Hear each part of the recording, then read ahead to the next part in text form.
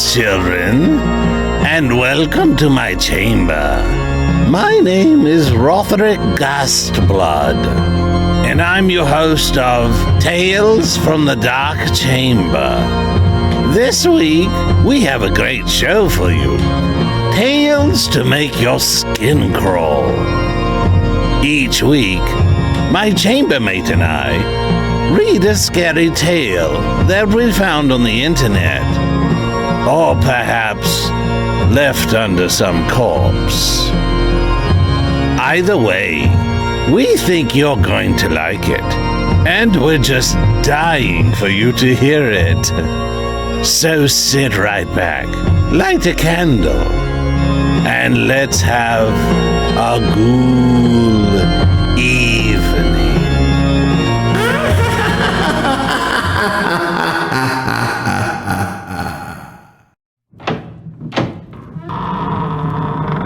So, Rotherick, what's your favorite monster? Me. Yes, you. No, me. Yes, Rotherick, you. Why, thank you, Woody. You're not so bad of a monster yourself. Huh? Oh, you mean you are your favorite monster. Why, what on earth did you think I meant?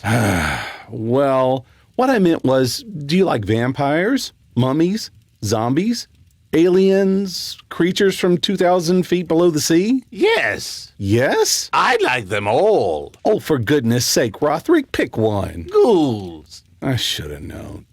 Well, if you... Mummies. Mummies? Yes. They remind me of my mum, Excretia Gastblood. She used to wrap me up in bed at night. Well, tonight we have two tales, or as I like to call it, two tales of a city. Get it? Like a tale of two cities, but two tales, one city. See what I did there? Stick to reading, Woody. Fine. So tonight's stories are The Darkest Hour by Rainmaster and Bruce by a friend of mine, Johnny Brown. You have friends? The Darkest Hour by Rainmaster. It was the dreariest night of all. The clouds were beginning to form, for the storm up north was moving lower. Thunder is beginning to be heard in the distance. My name is Rain, and this is the best time on day, night. As I sit peering outside, owls are hooting, crows are flying, and the moonlight is shining. The house is creaking from old age.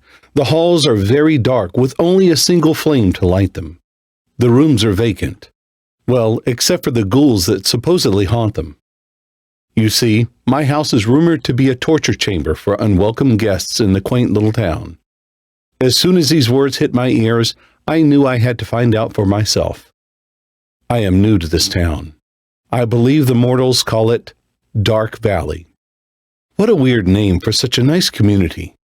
This town is said to be the threshold for many dark and mysterious things. I just moved here about 4 months ago. Oh, and you might have noticed I defined those living things outside my creaky doorway as mortals. Well, they are, for I am no longer among the living. I am a vampire. I prowl the night, searching for my prey. The blood of an innocent bystander serves my palate well, although the taste of an evildoer is much better, more satisfying. My sadistic and bloodthirsty behavior has no doubt cost me a few friends, and made me some equally evil enemies. Friends are hard to come by in this day and age, but they are easily spared. I sit, peering outdoors, hearing the heavy breeze blow through the leaves on the trees, and I feel a soft gust hit my face through my open window. I knew it was time to hunt. I was starting to get hungry, and I felt my tongue touch the tip of my teeth, and my thirst grew a little more. I ignored that thirst for a little bit. I decided to shut my window, which was easy due to my strength 20 times more than the average mortal male. I turned my back to the night sky and started to take a stroll from my house. I can still hear the tortured screaming and cries of those who have paid a visit to this chamber over the years. When I first moved here, the torture devices still lay in the basement and attic. There were blood stains all over the walls and the floors. Whoever left here must have left in a hurry. I had to do some minor redecorating, but I liked the old look. There are still some stains on the walls. I enjoyed looking at them to remember who laid there bleeding. Sometimes I look down and wonder to myself, who was the one to look down at such a soul and watch their life force flow out of them and their lives flowing away? Another side of me, the compassionate side, wonders what were the last words of that poor soul, if any. I couldn't take the thoughts anymore. I got dressed and I went for a stroll in the dark, empty streets.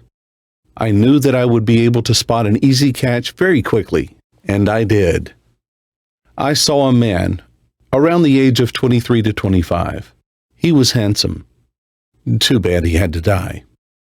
He tipped his hat at me and I gave him a forgiving smile. As soon as he passes, I got a whiff of his sweet cologne. I felt sorry for him, but that quickly passed. I turned around. He could sense it. He turned around as well. As soon as he did, I saw the terrified look on his eyes. I walked up to him slowly and with determination. "What do you want from me?" he asked. "One simple, smooth thing," I said with a velvet voice. My eyes were fierce green, peering deep into his soul. He couldn't look away. What do you mean?" He started to shudder. I thought it was sort of cute, but I quickly ignored all feelings and went in for the kill. "Your blood." I leapt at him, and we both tackled each other to the cold, wet pavement. He was a fighter. I liked it. I liked to work for my food. Although I soon got annoyed with it, my eyes were locked on his veins plump with that beautiful liquid I so desired. I ripped at his throat with my sharp nails. He gurgled with the blood flowing into his esophagus. Blood flew everywhere, all over my clothes and the pavement. I enjoyed myself with my meal. When I was finished, I got up and left his cold, lifeless corpse on the sidewalk. Others would be able to see it, know that evil is in their town once again, and this time they can't escape. As soon as I reached my doorway, I sat once more, indulging my eyes in the beauty of the night sky. You might be thinking, why would she want to expose herself in such a way to the public?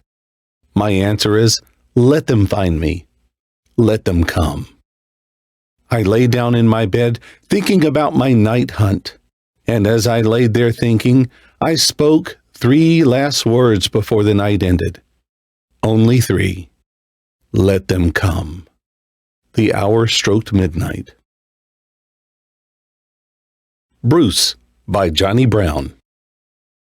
I've never been one to believe in the supernatural or anything, but I do have a quite bizarre experience. It was about 15 years ago, between my freshman and sophomore year in college. I decided to work with my aunt for the summer. She ran a nursery in Woodstock, Georgia. I stayed in her guest room. It was an older home, but she had renovated it a few years before when she moved into it. Looked quite nice for the age. My aunt is what some would describe as a hippie and is very spiritual to an almost annoying extent. I hadn't even set my bags down before my aunt was telling me that she thought the house was full of negative spirits. I just nodded, but inside I was just getting irritated. The first few days went by normally. The next day, which I vividly remember, was a muggy Saturday. I had just laid down and I heard a crash outside. I jumped up and took a peek outside. The trash bin was upside down, but not like it was knocked over, but flipped over. It was dark, but the porch light illuminated the scene just enough. It was weird, but I didn't think too much of it. I went outside and flipped it back over and went inside. I woke up the next morning and decided not to even mention it to my aunt. I know she would put some stupid spin on it, I thought. 2 weeks or so passed, and I was asleep in the guest bedroom when I was awoken. My aunt was shaking me to wake. "Bruce! Bruce! Who is Bruce?" I was beyond confused and had no idea what she was talking about. Someone was knocking on my window and calling out for Bruce. She was hysterical and had her trusty bat in her hand. Relax, relax. I grabbed the bat and followed her through the dark to her room. I didn't hear anything. She slowly calmed down, and as we stood alert in her room for about 10 minutes, I told her I would go outside and make sure there was no one out there. I walked outside with the bat and the flashlight.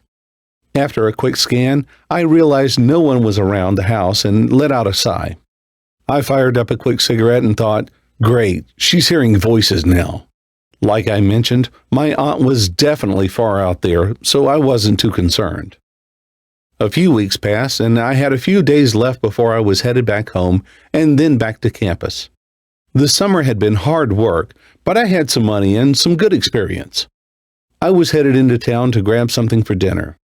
My aunt had left a bag of trash next to the door for me to take out. I grabbed it, lifted the bin's lid, and tossed it in. No big deal, but then I looked down and I had some red substance all over my hand. What the hell? I thought, and I opened the lid back open. There was this sticky, almost blood-like substance on the lid. It was gross and smelled quite odd. I shook my head. Maybe something was dripping out of another bag. I walked back in and scrubbed my hands. The red substance was almost impossible to get off. After about 5 minutes of scrubbing, it was basically gone. I went back out and headed into town. The last few days down there went by quick. I went back to college and years passed. I would hear from my mom that my aunt still swore the house had bad energy. The next 2 summers, I worked in Atlanta with an internship instead of working with her. I had not thought about that until around 2013. My aunt called me. This was out of the ordinary. I picked up expecting some really bad news. She sounded a little crazed, and she brought up the night she claimed to hear someone asking for Bruce. I rolled my eyes, but I did tell her I remembered it. She had been doing some research on the internet about the house. There was a lot more information out now than back then. I was not expecting what she told me next. Bruce. His name is Bruce Elliott. He lived here from the 1960s until 1973. He was hit by a car in front of the house. I froze. The article mentions they believe he was taking out the trash can to the road. My jaw was almost on the floor. I had not even told her about the other incidents. I couldn't find the words to say. She emailed me over the research and a photo of his tombstone. She wasn't lying. Bruce was 43 when an unnamed high school student in a 1969 Chevrolet Camaro was speeding and clipped Bruce as he likely was putting out the trash bin to the curb for pickup. I couldn't believe it. I didn't want to believe it. My aunt would move out in 2015 when she sold her nursery and retired. I've never believed in ghosts, but I must admit, maybe that place was haunted. Well, folks, that's our story tonight. Rotherick and I hope you enjoyed it. We sure had a great time bringing it to you, and we really appreciate you listening. Tune in next week when we bring you another chilling Tales from the Dark Chamber. And just a note, if you're an aspiring author and want your story read here on Tales from the Dark Chamber, send us a note at talesfromthedarkchamber@gmail.com.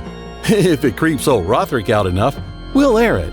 And subscribe to our channel here for notification of our next new episode, and follow us on Facebook, Twitter, and Instagram. Remember, hit that like button and help us grow the channel. Also, make sure you tell your friends about us. Spread the word. If you want your story recorded for your own use, or just want to have it, check out my website at woodygvoiceover.net. You can order there. And again, thank you for listening tonight.